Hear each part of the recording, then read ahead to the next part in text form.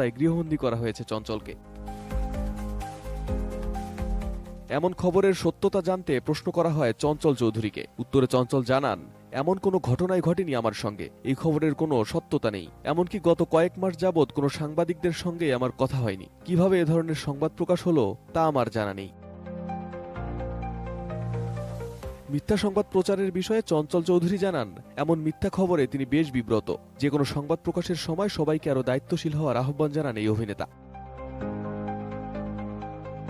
মূলত দেশের সীমানা ছাড়িয়ে কলকাতাতেও জনপ্রিয় চঞ্চল চৌধুরী। কয়েকটি জনপ্রিয় ওয়েব সিরিজে অভিনয় করেছেন। এমনকি চলতি বছর টলিউড সিনেমাতে অভিষেক হয়েছে তার। অবশ্য শেখ হাসিনার পতনের পর থেকে আড়ালে রয়েছেন এই অভিনেতা। জুলাই বিপ্লবে নীরব থাকায় সমালোচনার মুখে পড়তে হয়েছে তাকে।